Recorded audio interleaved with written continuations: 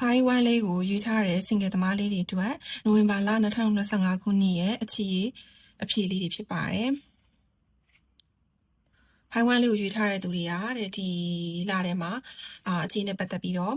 အရန်ကိုစမ်းပွင့်နေတယ်ကောင်းတဲ့ပုံစံလေးနဲ့စမ်းနေပွင့်နေတယ်ကိုကမိန်းကလေးပဲဖြစ်ဖြစ်ယောက်ျားလေးပဲဖြစ်ဖြစ်ကိုပတ်ဝန်းကျင်ကလူတွေကကိုကိုဆွတ်ဆောင်မှုရှိရလို့ထင်လိုက်မယ်နော်ဒီလထဲမှာကောင်းသောစမ်းပွင့်ခြင်းတွေရှိပါတယ်ကိုကလေတစ္ဆာဖောက်ခံရတာမျိုးတွေမရှိနိုင်ဘူးနောက်ပြီးတော့ကိုနောက်ကျောတောင်းနဲ့ထိုးတာမျိုးတွေပေါ့နော်အခြေနဲ့ပတ်သက်ပြီးတော့တစ္ဆာဖောက်ခံရတာနောက်ကျောတောင်းနဲ့ထိုးခံရတာမျိုးတွေဖြစ်ဖို့မရှိဘူး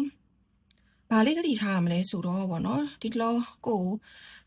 ကောဆန်းပွင့်နေတယ်ဆိုတော့လေကိုစီကိုချင်းကက်လာတဲ့လူတွေများမယ်ဆိုတော့အဲ့ခါမှာသူတို့ ਨੇ ပြောဆိုဆက်ဆံရတာ online ဖြစ်ဖြစ်အပြင်မှာတောက်ပြပြတာဖြစ်ဖြစ်ဆိုရင်ဘာလေးထိုးသတိထားရမလဲဆိုတော့နည်းနည်းပေါ့နော်သူနဲ့ကိုနဲ့နည်းနည်းလေးတသားတည်းရှိတယ်ပေါ့နော်တသားတည်းရှိရဲ့ဒီကိုကတသက်သူကတသက်ကြီးအဲ့လိုမလုပ်နဲ့ပေါ့နော်တကယ်လို့ကိုကပေါ့နည်းနည်းလေးပေါ့နော်တချို့ကနည်းနည်းခြေတတ်တယ်လေအဲ့လိုခြေတတ်တဲ့သူဖြစ်မယ်ဆိုရင်အရန်ရှိတာကိုနည်းနည်း short လိုက်ပေါ့နော် short ပြီးတော့မှသူ့ကိုပေါ့အပြင်မှာတော့တွေ့ရဆိုရင်လည်းပဲနေဘာလုပ်နေရလဲအဆင်ပြေလားနေကောင်းလားသူနဲ့တသားတည်းဖြစ်အောင်ပေါ့မိကုန်းလေးမိပြီးတာမျိုးအဲ့မှာထိုင်ရတာဆင်ရောပြေရလားပေါ့အဲ့လိုမျိုးလေးပေါ့စာနာတဲ့စကားလေးတွေလည်းအများများပြောပြီးနော်အဲ့လေးဆိုရင်ကိုရဲ့ဒီ date လောက်တာလေးတွေအဆင်ပြေမယ်ပေါ့နော်ဖိုင်းကျူလေးကိုရွေးထားတဲ့သူတွေအတွက်ဒီလနိုဝင်ဘာလ2025ခုနှစ်ရဲ့အခြေရေးဖြည့်လေးဖြစ်ပါတယ်နော်ဆိုတော့ဒီလထဲမှာလေလောကရက်ကိုလက်ဆောင်ပေးလိုက်မယ်လက်ဆောင်ကတခုတည်းမဟုတ်နှစ်ခုနော်ပထမဘယ်လိုလက်ဆောင်မျိုးကြီးလဲဆိုတော့ကိုကလေအရင်တော့အခြေနဲ့ပတ်သက်ပြီးတော့ခေါင်းမာတဲ့တွေးခေါ်တွေရှိတယ်ဆိုလို့ရှိရင်အဲ့ဒီခေါင်းမာတဲ့မကောင်းတဲ့အတွေးခေါ်တွေယုံကြည်ချက်တွေဒါတွေအကုန်လုံးပြောက်သွားလိမ့်မယ်ပြောက်သွားပြီးတော့ကောင်းသောအသစ်ဖြစ်သောကိုယ့်အတွက်လည်းအသုံးဝင်သောအတွေးခေါ်နဲ့ယုံကြည်ချက်တွေရလာလိမ့်မယ်အဲ့လိုရလာတာနဲ့တူကိုကဘာဒီဘာနောက်ကလိုက်လာမယ်ဆိုတော့ဒါလည်းဒီလောကရက်ကိုပေးရလက်ဆောင်မယ်ကိုကဒီလိုမျိုးသဘောပေါက်သွားလိုက်တဲ့အတွက်ကြောင့်မလို့ဒီဘက်မှာလည်းကိုယ့်ရဲ့ခန်းစားချက်တွေကလေပြောင်းလဲပြီးတော့ကောင်းသွားမယ်ပေါ့နော်ပြီးတော့လေကို့မှာလေဒီကိုကကြွေနေတဲ့သူပေါ့နော် crush နေတဲ့သူမျိုးတွေရှိလို့ရှိရင်သူတို့စီကနေပြီးစကားရလာပြောလိုက်မယ် online ကပြောတာဖြစ်ဖြစ်ဒါပေမဲ့အပြင်မှာ coffee date အောင်လို့ပြောတာမျိုးတွေဖြစ်ဖြစ်ဒါမျိုးလေးရှိလာလိမ့်မယ်နော်ပြောဖို့ကောင်းတဲ့ချိန်လေးပေါ့အဲ့တော့ဆိုတော့ဘာလေးသိထားရမလဲဆိုတော့ကိုကလေရင်တော့အချင်းနဲ့ပတ်သက်ပြီးတော့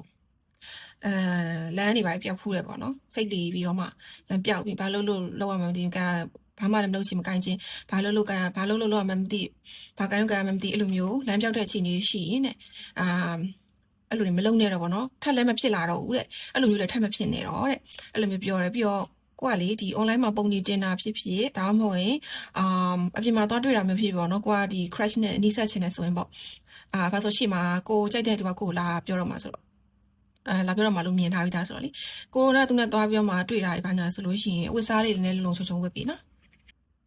ဖိုင်3လေးကိုရွေးထားတဲ့စင်ငယ်သမားလေးတွေအတွက်ဒီလ2025ခုနှစ်နိုဝင်ဘာလရဲ့အဖြေလေးတွေဖြစ်ပါတယ်โอเคဆိုတော့လေဒီလထဲမှာ